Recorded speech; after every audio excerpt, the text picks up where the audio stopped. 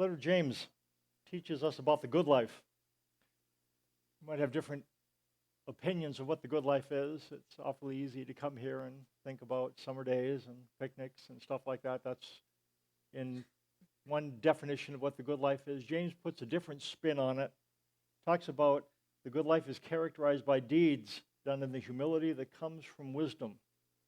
And then he goes on in this letter to talk a lot about influence. In fact, the subtitle for this series could be How to Win Friends and Influence People. And James has his own spin. I included in the worship folder, there is a summary of some of the points of a book that was put out by Dale Carnegie in 1936, sold 15 million copies worldwide, of the same title, or the original title, How to Win Friends and Influence People. Scan this with me, will you?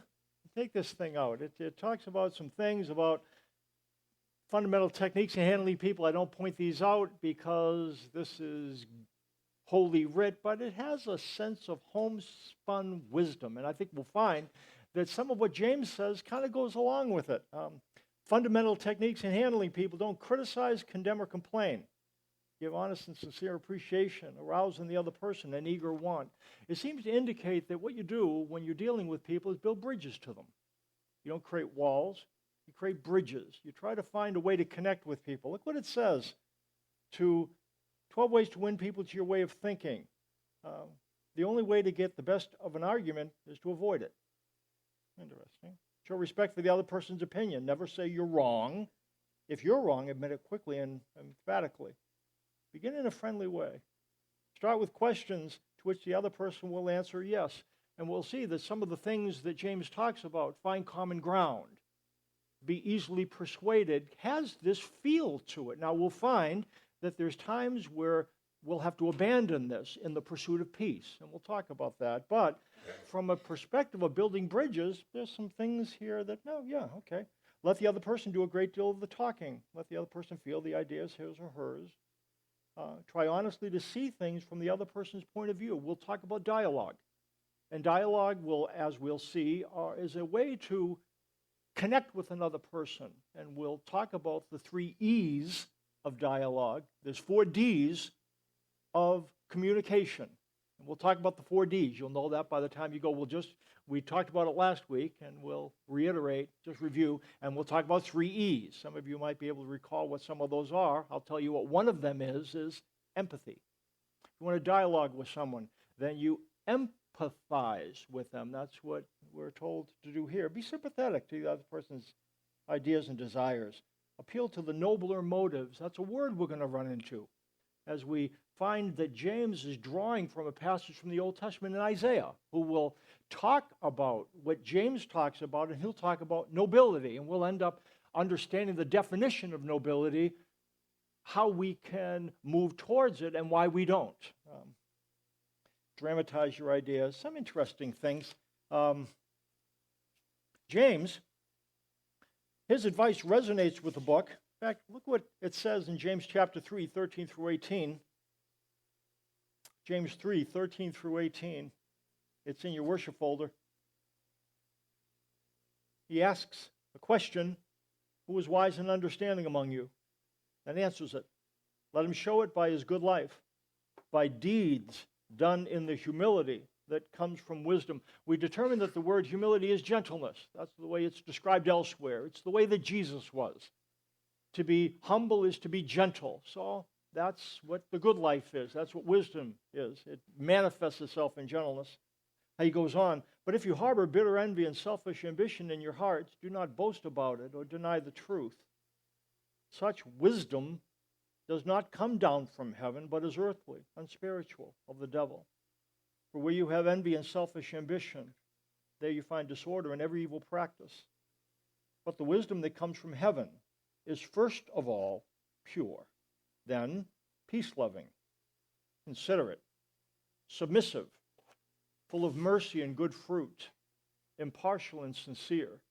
Peacemakers who sow in peace raise a harvest of righteousness. Talks about the wisdom from above. Wisdom can come from 2 places. There's wisdom from below. That tends to build walls. There's wisdom from above. That tends to build bridges. And when the Bible talks about influencing people, they talk about bridges rather than walls. Walls separate people. It's not a way to get someone to come around to your way of thinking. You might win an argument, but lose the opportunity to influence. James says, don't do that. And he describes the wisdom from above as peace-loving, the opposite of combative and pugilistic. It's not contentious, not argumentative. Again, if you're going to try to win someone in a debate, argue with them. If you're going to try to influence them to think as you think, don't debate them. Discuss with them. Considerate. To be considerate literally means to find common ground. And if I'm to be considerate, I will find out ways where you and I stand in the same place. And that's what James says. Wisdom from above does that. It builds bridges between people. And that's really what a bridge does, doesn't it? You're on one side, I'm on another. And if I build a bridge to you, I am building a platform on which we can both stand. Now, when you think of that physically, it's so my vehicle can go over to your vehicle, yours can come to mine, but think of it intellectually. You live in this place intellectually. I live in this place. And our places are divided by maybe political ideology or theology. And what we're going to try to do is find a place where, well, we might feel differently about this, that, and the other, but we do have this in common, don't we?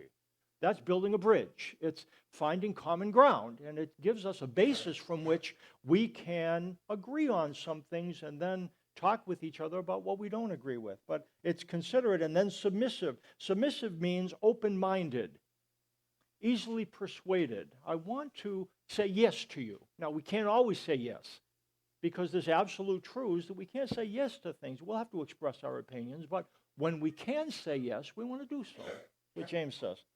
Full of mercy and good fruit. It expresses itself in actions. Talks about being impartial. Impartial, the word is literally non-judgmental. And sincere is not hypocritical. So we have this list, as we looked last week, of ways that we are to build bridges between people, and this is it. Wisdom from above builds bridges of understanding and expresses itself through dialogue. That's what these things seem to, they allow. We talked about 4 Ds of communication. Do you remember them? Dialogue is one of them. It's probably the most difficult one. We'll talk about why. There's debate. You know what a debate is? It's when you argue, when you want to win. And then there is decision making, where we want to bat around enough things to be able to come to a decision, and then there's also discussion, which again, we bat around things, but not to make a decision, just to bat things around. Now, all of these forms of communication have their place. Debate has its place, as does decision making, as does discussion. But dialogue is unique in that you have to intend to do it. You're not going to fall into dialogue. You might find yourself falling into a debate. You know, you're in line and somebody says this and you say, oh yeah, I used to think that, now I think this. And all of a sudden you're in a debate. Sometimes you get in discussions. Maybe you don't even want to get in discussions. You're trying to go from point A to point B, and then somebody, the neighbor, comes over and said, boy, did you see that hail? And you say, I don't want to think about the hail. I think of the dings in my car. And then sometimes you end up, a discussion happens upon you, and decision making. You have to make decisions about things. All these are valid. But dialogue is something you're not going to fall into. You're going to intend to do it because it's challenging. In fact, Daniel Yankelovich says in The Magic of Dialogue that it's a lost art. Dialogue comes from 2 Greek words. Dia means through, and logos means word. So dialogue is literally through words. There's a wall between us, or there's a separation between us. And dialogue tears down the wall. It bridges the separation. When dialogue occurs, words penetrate the walls between people. And the purpose of dialogue, and this is important, is mutual understanding, which leads to the 3 E's. You got to have 3 things for dialogue. We mentioned them last week. Do you remember any of them? Told you one of them, empathy. That's the last one. Remember the first one? Equality. Again, you can't have dialogue until you come down to somebody's level and treat them as an equal. If I'm your boss and you're my employee, and I say, oh, come in and I'm up on this platform, come in and have a seat. I want you to be open with me. Yeah, sure. But if, it's not going to happen. But if I say, and if I come down to the level, same level, I say, you know what, I'm the boss, you're the employee, but I really, for the purpose of this discussion, can we just lay aside our roles? I have some things I want to talk to you about, and I'd really like your honesty and your candor. So I want to be equal. So, okay, that's something that will open the door to dialogue. Now, you may or may not, but it's got to be there. Equality. And then there's empathy. Again, the purpose of dialogue is not to win an argument. If you're doing dialogue, you're not thinking about, he's saying this, but boy, I got to remember because I'm going to say that. And I'm going to counter. That's not dialogue. Dialogue is when you really want to understand. Now, I might disagree with you. Tell me more about that, will you? I don't understand that. Does that mean then that you would think this? And I'm looking, and I'm really trying to understand. It's got to be there for dialogue to occur. There's got to be equality, empathy, and then the third thing is exploration. I want to understand your views, and I want you to understand mine. It's not just that I'm going to listen to you, but I'm going to listen to you to understand what are your values? What is the basis upon which you approach life? I want to understand that, and I can only understand it if I empathize with you. And then I start to, you're saying this. Now, this is important to you, right? Is that what you're saying? Yeah, that's exactly what I'm saying. Let me tell you what's important to me. This is important to me. And if you are open to dialogue, you're going to say, tell me more about that. And all of a sudden, you know what we're doing? We're building a bridge. Building a bridge. Now, we're going to go away, and we're going to feel different things. But you know what I'm going to feel? That person listened to me. And because that person listened to me, I'm more inclined to listen to them. How to win friends, influence people. Wisdom is evidenced, James would say, by this kind of treatment. And he will go on to say, peacemakers who sow in peace raise a harvest of righteousness. Wisdom is evidenced by the peace that dialogue encourages. There was a Jew named Heinz, lived in the Bavarian village of Fürth. There was a time when Hitler's anti-Semitism was infecting the continent. Hitler Youth were overrunning the village. Heinz would go to the other side of the street when he saw these anti-Semites on the other side of the street. One day in 1934, he was confronted by a Hitler bully, and a beating appeared inevitable, but he was able to walk away unharmed because of what he said. He developed a skill and a capacity to use words, not just to concede, but to broker a sense of understanding. So he was able to continue on his way. This other person continued on his. His family escaped to Bavaria and made their way to America, where Heinz became associated with peace negotiations in the Nixon administration. We know him by his name, Henry. Became the Nobel Peace Prize winner, Henry Kissinger. Peace. Interesting thing biblically. What we want to do is we want to look at a couple things, the fruit of righteousness and the effect of righteousness. And what we're going to find is that righteousness and peace in the Bible go right together. You can't really have one without the other.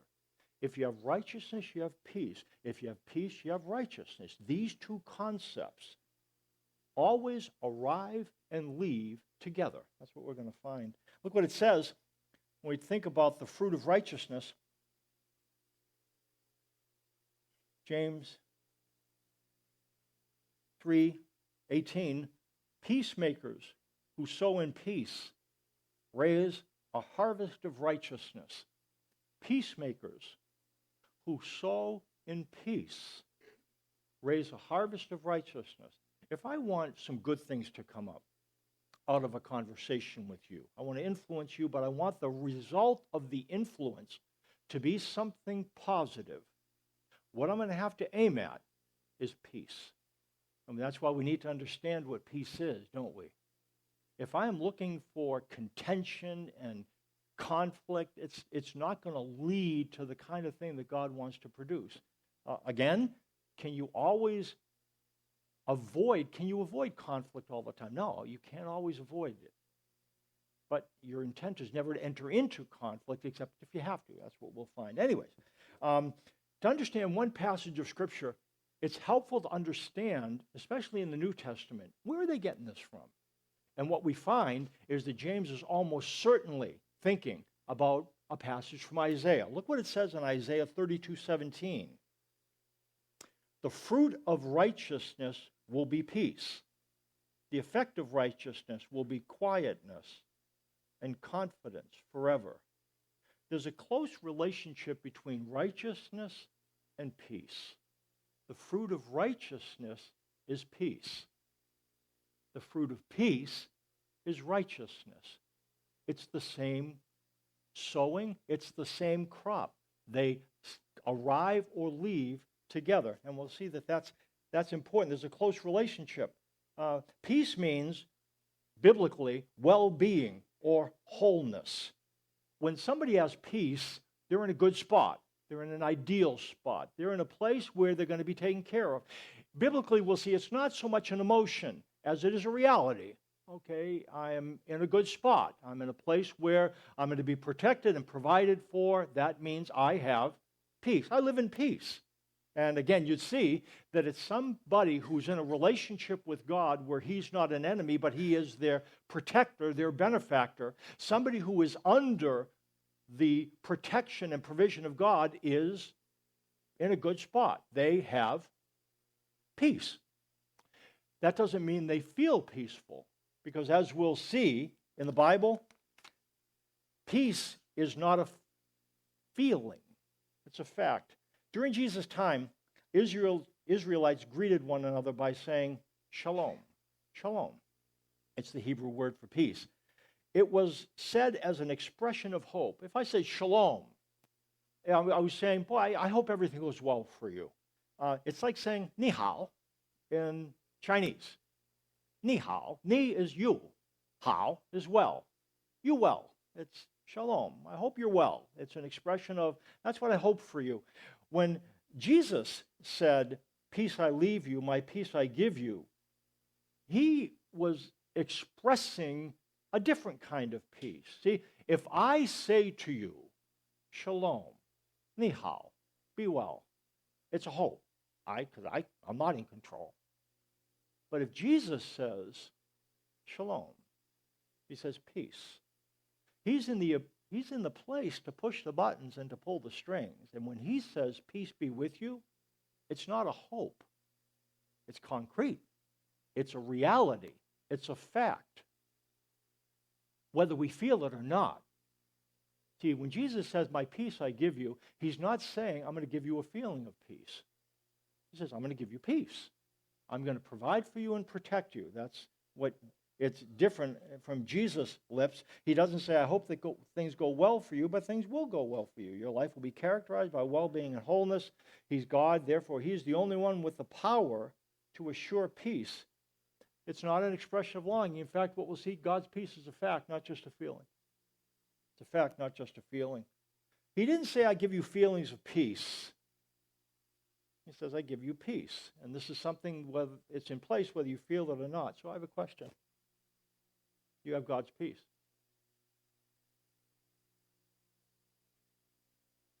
You say, yeah, I must not, because I feel anxious. You don't understand the question or understand peace. I'm not saying do you have peaceful feelings, because sometimes we don't have peaceful feelings. There's something that happened. There's some things that we're going to have to deal with. There's problems at work. And so if peace is a feeling, I ask, do you have peace? And you would say, no, I really don't. I have conflict within my family. I have conflict with a neighbor. I have conflict with a boss. I have conflict inside. And so, no, I don't have peace. But biblically, that has nothing to do with it. Nothing to, well, really, maybe I'll say it that strongly. God's peace is God your protector? And is he your provider? If he is, through faith, it's not a hard thing, then do you have peace? You have peace. Yes. And it's hard because then if you have troubles, then it's hard to believe that peace and troubles can coexist. But biblically, we'll see God's peace lives in the midst of troubles. Peace changes in the Bible. If you look in the Old Testament of the Bible, peace means prosperity and bodily health and contentedness. In fact, eternal blessings are eclipsed by temporal blessings. That's the way it is in the Bible. I'm going to say that again. In the Old Testament, eternal blessings are eclipsed by temporal blessings. You know what an eclipse is, right? Both things exist, but one obscures the other. And in the Old Testament, there are eternal blessings and temporal blessings. And in the Old Testament, temporal, eternal. This is the way it goes. You can't see eternal blessings in the Old Testament because the sense of eternity is not clear. Again, there's a few fleeting allusions to eternity, but eternity is very shadowy. The people who lived in the Old Testament times had no sense of an afterlife or heaven. It says in Job, I know that my Redeemer lives, and in the end I will see his face. And so there's a few fleeting allusions, but they're as a whole, you went into the ground, and that was it. So the reason you lived for God in the Old Testament was to get temporal blessings. Now, what ends up happening in the New Testament, because Jesus brings immortality to light, this is what I mean. If eternal blessings are being eclipsed by temporal ones, and here's what Jesus does. Now, he brings immortality to light, and now eternal blessings eclipse earthly blessings. And that's what you find in the New Testament. And so you say, well, so what, Mike? It's important because if you were going to argue for a prosperity gospel, you know what I mean by that? Gospel of prosperity, that if you believe enough, God will give you all the money and he'll give you all the benefits and he'll give you all the things. Now, can you argue that from the Bible? And the answer is yes. I'm glad I saw some of you say no and some of you say yes, and you're both right. Can you argue it from the Old Testament of the Bible? Yes, you can. And that's why if you see somebody on the TV talking about, well, you give this and God will give that, you're going to hear an Old Testament scripture from their mouth because that's the way it was. Temporal blessings, eternal blessings, like this.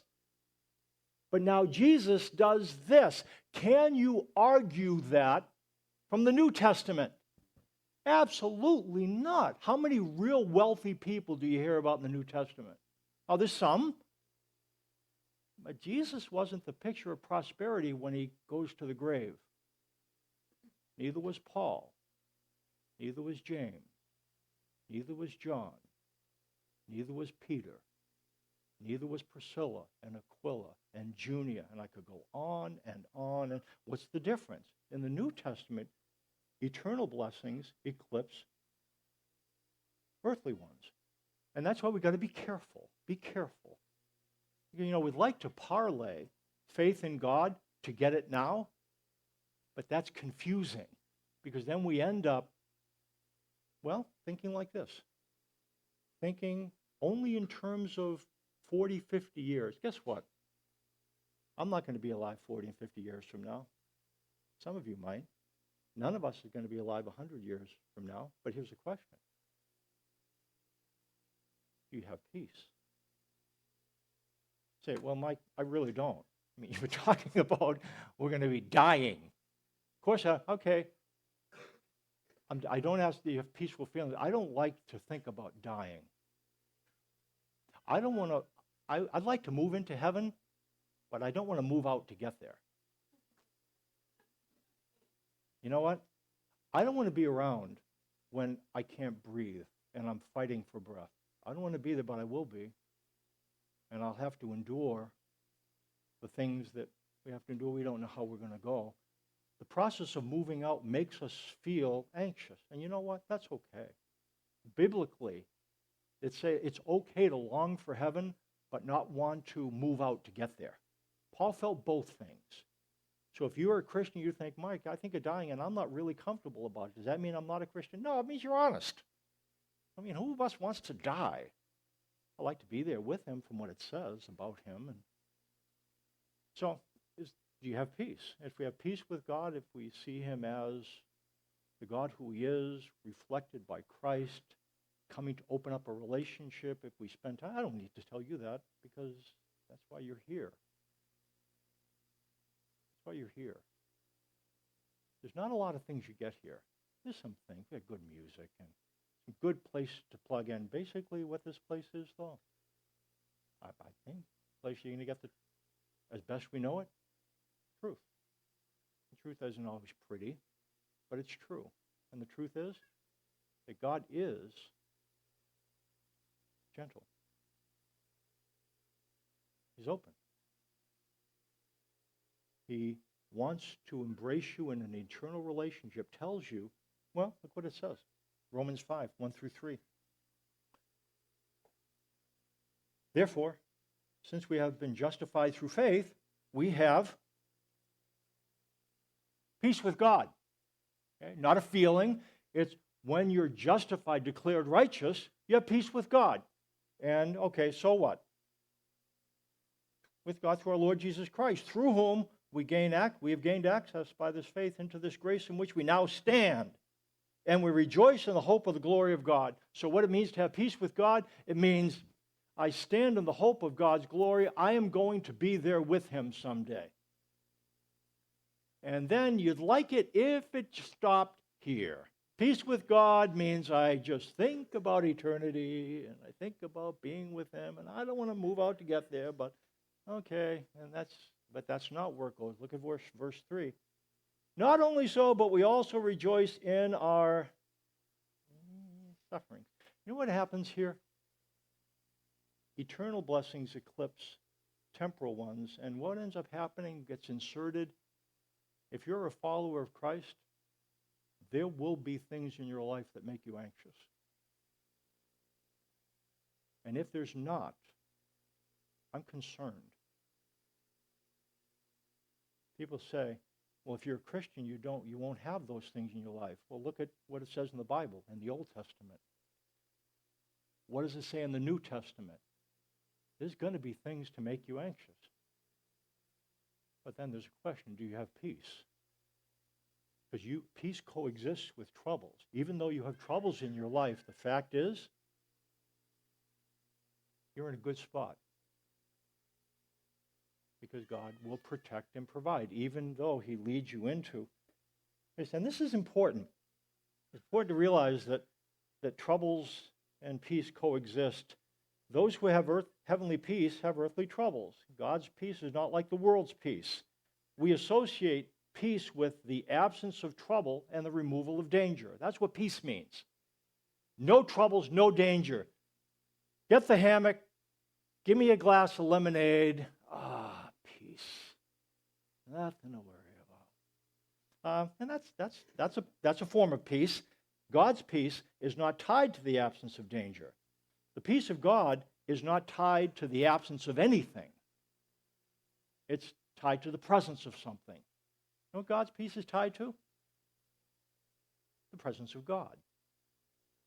Not the absence of danger. The presence of God. Not the absence of troubles. The presence of God. So even though you have these troubles you're walking through, guess who's close by? He is. Sometimes we think, well, if I have trouble, God must have went somewhere. He didn't go anywhere. On this side of eternity, eternal blessings eclipse temporal ones. Just because you have trouble in your life doesn't mean anything. It doesn't mean that you're misstepping. It means you're in a good spot. Not a spot that might make you feel good, but God's with you. That makes it better. Makes it better. God doesn't promise to remove difficult circumstances. He promises to walk with you in them. See, we get peace mixed up. Conversation taking place in a home. And we understand these kind of conversations. Some of us grow into homes that we really understand this. The conversation gets perilously close to a subject that makes someone angry. Makes someone angry. We're getting awfully close to doom, doom. And some of us would see ourselves as peacekeepers. And we are really good at changing the subject. Oh, hey, did you hear about them Bears? Boy, I tell you what, did you see that game? It was getting awfully close to that subject that we don't talk about. And so the peacekeepers, we walk in, and some of us are funny, and some of us, we ask interesting questions about over there, but we steer everything away from conflict. And that's a form of peace. The problem is that sometimes the matter desperately needs to be addressed. And avoiding confrontation at all costs overlooks difficult issues. And what ends up happening, everybody wears a happy face, but the happy face is this thin. Because the fact is, we really need to have a discussion. But it can be dialogue. It can be dialogue. Hey, we need to talk about this. Now, let me find out where you are in this. And I know we have a problem. There's a disagreement. You're on that side of the equation, I'm on this side. I want to understand, and I want you to understand me. Is this what you're saying? Equality, empathy. This is how I feel. Now you know what ends up happening? It's dialogue. Dialogue is very powerful. Very powerful. Now, it doesn't remove issues, but at least both of us feel heard, and that's important. And joy comes in the morning. M-O-U-R-N-I-N-G.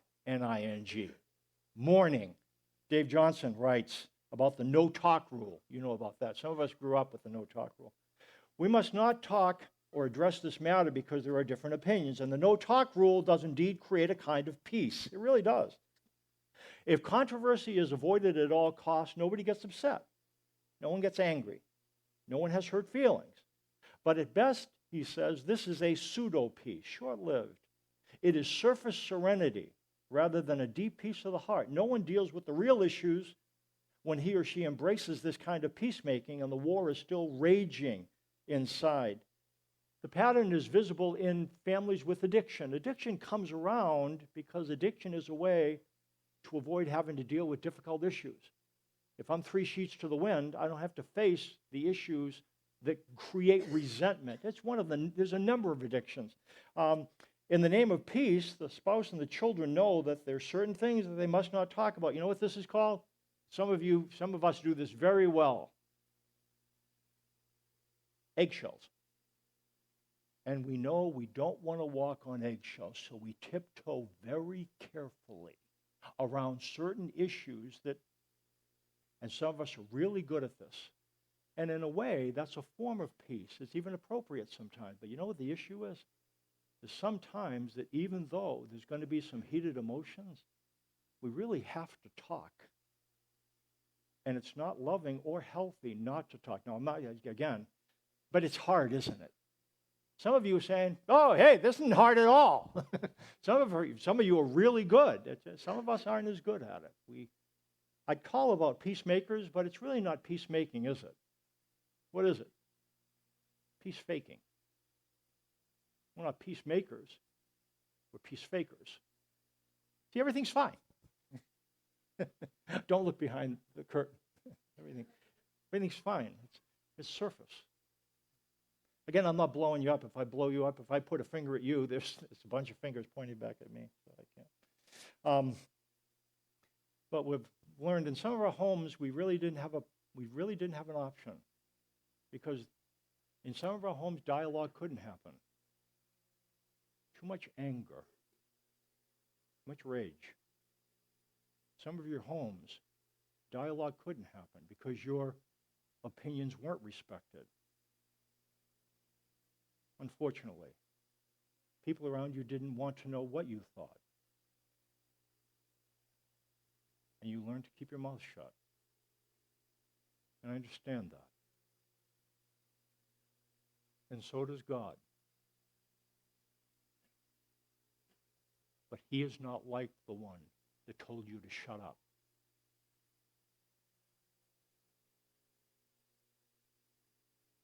God doesn't want you to shut up.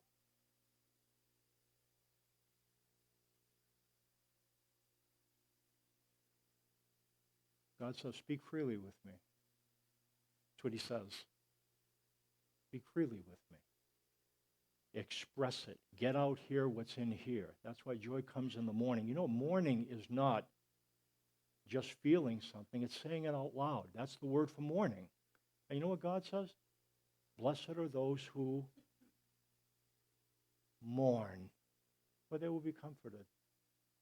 When's the last time you felt sad with God? Say, God, I know that you love me and protect me, but here's the fact. I'm dying inside. You know what God says when you say something like this? He leans toward you. If I sympathize with you, and that's what, remember what he talked about, sympathy? If I'm having a conversation with Dan, and he senses that there's understanding, now if I look at him and if I'm really listening, I say, Dan, tell me more. Gee, I understand that. You know what's going to happen? He's going to start to lean toward me, and he's going to start to open up. Now, we have these conversations. You know what's surprising? Jesus was like that. And he reflected the Father. The Father is like that. You know what he says to you? Really, God Almighty, I want you to talk freely with me. Respectfully, but freely. Surprises us, because it's not like some of us, the homes we grew up in. And so there's peace. But you know what the deal is with peace? Sometimes peace, again, lies on the far side of conflict. I was in Harrison, Arkansas this past week. And I'm not going to label the town. It's going to see, I'm categorizing it, but I'm just going to tell you what I saw. And then so I'm driving down Harrison, Arkansas, small, maybe 8,000. I don't know how big it is. Not a big town. And there's a sign right on the right, and it's very stark, pretty big. Anti-racist is a code word for anti-white. And it kind of, gee, comes out at you. And I just, holy smokes, did you see that? And what I've learned about this community is it's deeply divided, used to be horribly racist, and is a Ku Klux Klan kind of center and of sorts. But what's happening, it's changing. In fact, they had Martin Luther King Observance Day, and guess where they had it? Right in front of the sign. Anti-racist is a code word for anti-white, and that's what they did in this town, the Martin Luther King Memorial celebration. So again, it's a town deeply divided. But I think we understand that where we are now, that we have a black president, probably wouldn't have existed if anybody don't say anything offensive. In fact, if Martin Luther King took that tack, we would not be where we were. Abraham Lincoln had taken that tack. Sometimes peace lies on the far side of conflict, doesn't it? Because peace doesn't mean just, it's nice for me and my 2.5 kids. Nice little life, not really bothered by much. Sometimes peace means that we roll up our sleeves and that we move into turbulence for the sake of somebody else. See, peace, we'll see biblically, is not individual. It's corporate. Peace is corporate. If I live in fatness and luxury and you're dying on a vine and I say, peace be still, I'll pray for you. That's not peace. Neither is it wisdom. Neither is it gentleness. And neither is it righteousness. Even though I'm moral, I would never do immoral things, but I'm just a little bit too busy being moral to get involved in things that are kind of disturbing. Now that can be a form of religiousness, but it's not wise, and it's not righteous, because righteousness and peace go together. The effect of righteousness, what it says, Isaiah, see, a king will reign in righteousness and rulers will rule with justice. Each man will be like a shelter from the wind and a refuge from the storm, like streams of water in the desert and the shadow of a great rock in a thirsty land. The scoundrel's methods are wicked. He makes up evil schemes to destroy the poor with lies, even when the plea of the needy is just. But the noble man makes noble plans, and by noble deeds he stands. This king comes on the scene. A king is somebody who is not just concerned about their family, they're concerned about the community as a whole. And so this king who reigns in righteousness comes, and what ends up happening, he ends up enforcing righteousness. And this is where we understand God's goodness. God is a good father.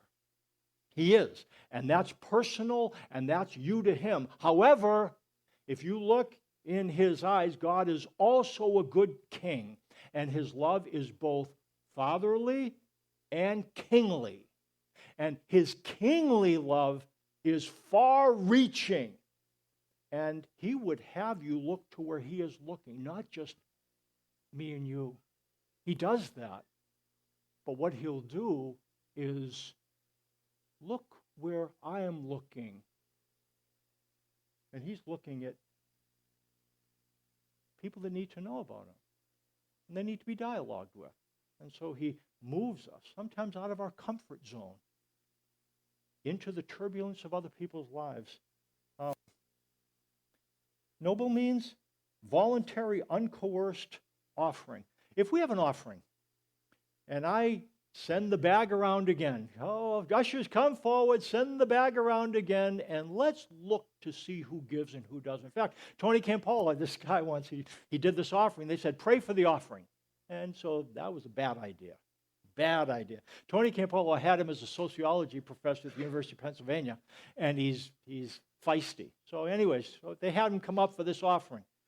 And then he said, I'll tell you what let's do. We're going to form a line, and we're going to start here, and why don't you guys come up? And so what I want you to do is I want you to come in. Before we ask God to provide this money, let's come up and give us the money you have. And then the guy who asked him to come up and pray said, oh, I understand what you're trying to say. No, you don't. Start here. Stand up, and that's what he had him do. Just go through the line, and then they ended up giving them money, and then these guys on this side, and then he ended up saying something like, it's a sin to ask God to provide something he's already provided. Now, there's a sense of coercion involved in that. That's not a noble offering. That was coerced. Again, I'm not blowing it up. A noble offering would be one that would be voluntary, uncoerced. It's when, listen, we have a need. We see this all the time, whether it's camp or improvements or ministry in general. We don't force, we don't do. We don't use outdated Old Testament scriptures to try to influence you to believe that if you give 1,000, God will give you 10,000 back. Because you remember, that existed in the old, but not in the new. Now, will God bless giving? Yeah, but not by giving you $1 million if you give him 100,000. God's not a banker. He doesn't give you a great return on your investment. Yeah, there is, but you understand what I mean.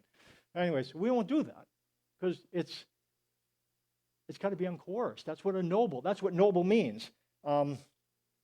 It's voluntary, uncoerced concern for the poor and the oppressed. Wise people are a shelter from the wind, a refuge from the storm, a stream of water in the desert, and the shadow of a rock in a weary land. It talks about foolish people. They leave the hungry without food, leave the thirsty without water, destroy the poor with lies. They withhold justice. Somebody who may be moral, but is selfish. You know what? We tend to define righteousness individually. Are you a righteous person? You know what we tend to think? Well, yeah, I don't have extramarital sex. I'm a righteous person. Is that part of it? Yeah, part of it. We tend to define righteousness morally, privately. I try to monitor my thoughts. You know what the Bible does? It doesn't make righteousness private. It makes it corporate. And if we live in this holy huddle, unconcerned and unaware of the things around us, again, I'm not putting the load on us. All I'm trying to do is define what the what is. Righteousness and peace go together, and peace is not private. It's well-being not just for me, but for us. That's what the Bible seems to indicate. God, the noble man makes noble plans, and by noble deeds he stands. Noble is concern for the poor and the oppressed, an uncoerced concern for those who are without. I'm going to define that again. And this is a verse you might remember. It uses the word, but the noble man makes noble plans, and by noble deeds he stands. I bet you could remember that verse, couldn't you? It says noble 3 times. Do you know what noble means? Willing, uncoerced concern for the poor and the oppressed. There's a person over there. My life might look good. His doesn't look that good. And so what I do, not because I'm forced to, I move towards him to understand. That's noble. The noble man makes noble plans, and by noble deeds he stands. I bet you could remember that verse. Think it with me. There's 3 phrases in it. The noble man makes noble plans, and by noble deeds he stands. He's wise. He's righteous. He's a peacemaker. I think that's the picture the Bible creates. Why isn't there nobility? Why? I'm going to hit one last point and then we'll be done. I'm going to ask Joel to come up. Look at Leviticus, the last verse here. Do not offer to the Lord the blind, the injured, or the maimed, anything with warts or festering or running sores. It's talking about offerings to God. Do not place on the altar as an offering made to the Lord by fire. You may, however, present a free will offering. You know what a free will offering means? A noble offering. That's the same word. Noble and free will are the same thing. You can give as a free will offering an ox or sheep that is deformed or stunted. And so here's the deal. Here's the point. A sin offering had to be perfect. And that had to come first. If you had a sin issue, you had to take care of the sin issue first. That had to be perfect. So if you have a stunted, deformed, imperfect offering, you didn't offer that for a sin offering. That would be perfect. But if you had the sin offering, that comes first. If you take care of that, now this is a free will offering. Doesn't need to be perfect. So you can offer that thing that's imperfect. You know why nobility is not what it might be? We got things confused. We're trying to use service to buy something that only a perfect offering can buy. You understand what I mean? So we go to this guy over there, the poor, the oppressed guy, and we say, here, let me help. Now, here's what I'm doing. I don't have much. But what I do have, I give to him. You know what I'm doing? I'm using a free will offering to do something that it can't do. God's not going to look at my offering and say, well, gosh, shucks, Jesus, look at that. Jesus and Spirit, look at that. Isn't that? No, because God provided the perfect offering. We're not accepted because of what we do. We're accepted because of what he did. What he did on the cross. He's a perfect, and you know what happens? You know what the deal is now? Well, I asked the question, do you have peace? Do you understand what happened at the cross? You say, Mike, I don't have peace because of all the rotten things I've done. Do you know what happened at the cross? Did God pave the way for you to have a relationship with him? In spite and in the face of what you've done, was Jesus' sacrifice enough for you? Was it? You say, Mike, no, you don't know what I've done, and I've said this before. You really think you're going to stand on the cross, look up to Jesus and say, nice try, Jesus, not enough for what I did. Come on. Come on. So, is Jesus' death enough for you to have an eternal relationship with God?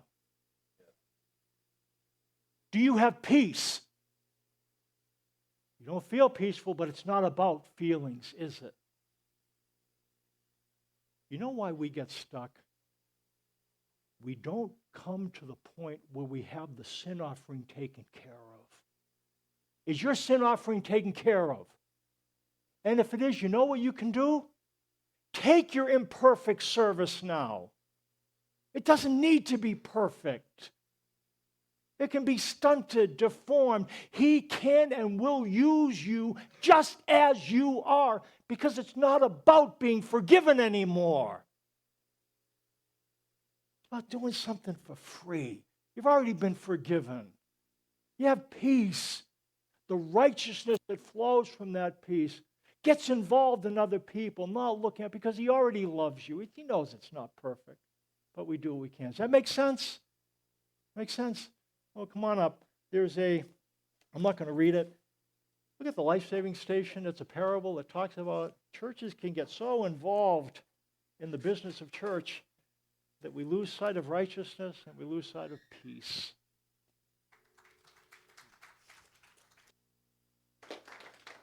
Let me close this in prayer. God, your word says, and the noble man makes noble plans, and by noble deeds he stands. Willing, uncoerced concern for the poor and the oppressed, birthed by the understanding that we have peace with you, that you're not our enemy, you're not out to get us, you're not out to punish us. That stuff removed. We live in the light of eternal embrace and understanding that we can extend a hand that doesn't have all the answers, but has some of them. We can come alongside people. That's the way you'd have it. Will you help us understand the way this thing works, that we might live good lives in the deeds that come from the humility, the gentleness that comes from wisdom, peace. In Jesus' name, amen. Glad you came. Have a great day.